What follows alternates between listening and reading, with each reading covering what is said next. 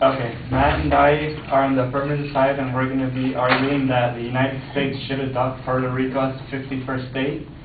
And for our first supporting claim is that if Puerto Rico becomes a state, it would benefit the economies of Puerto Rico as well as that of the United States.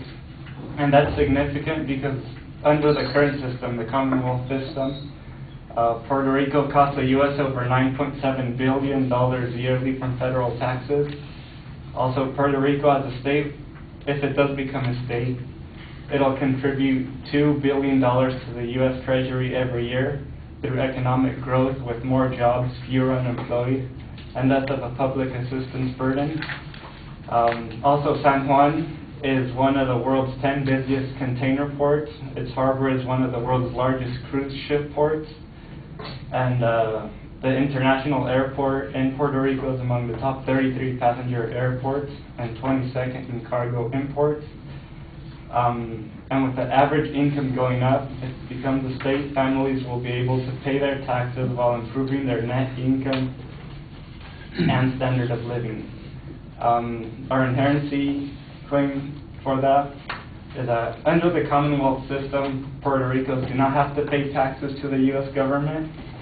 Part of the reason there are so many poor people in Puerto Rico is that the economic system in place under the Commonwealth system creates a situation where many people are out of work or underemployed.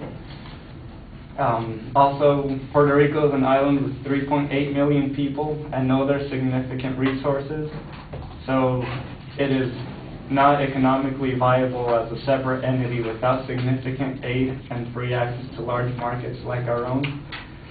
And also Puerto Rico, the state income tax burden on Puerto Ricans under the current Commonwealth system is excessive and disproportionate to incomes when compared to the states.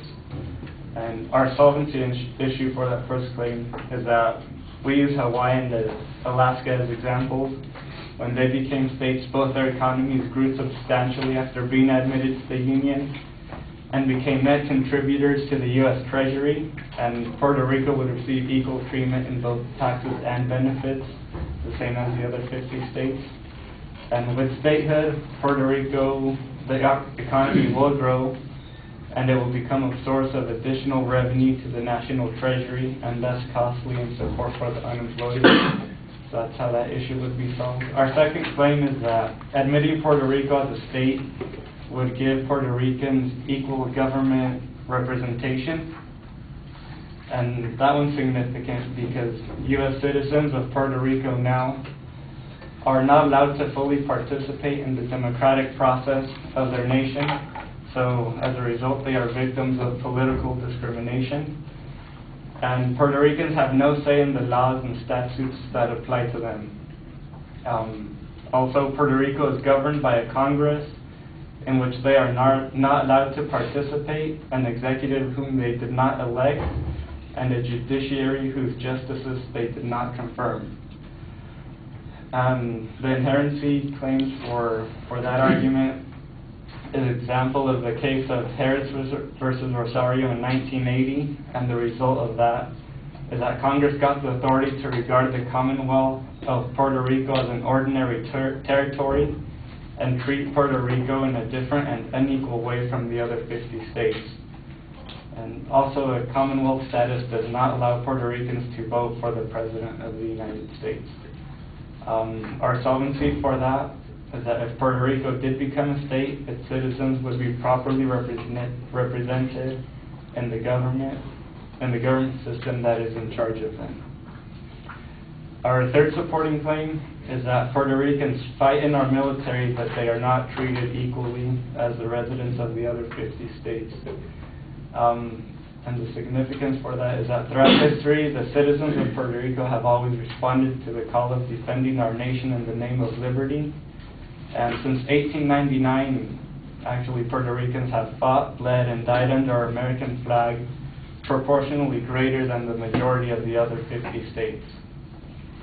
And the inherency for that is that the current Commonwealth system forces Puerto Ricans to fight for our nation, but it prevents them from receiving many of the federal benefits that we offer. and the solvency for that is if Puerto Rico does become a state, its citizens would be treated equally to the rest of the nation by the government. So the plan of action we're proposing is to make Puerto Rico a state, and it's actually a simple and direct process. The territory must first muster up local support and petition the U.S. Congress for admittance into the Union. For approval, a bill called an Enabling Act must gain a majority vote in both houses of Congress, and once that gets approved, it is signed by the President. Normally there will be provisions in the bill regarding transitional measures that must be taken to become a state, either by the petitioning entity or by the U.S. government. But it doesn't require any supermajority, nor does it require ratification by the individual states. So it should be a pretty simple and straightforward process.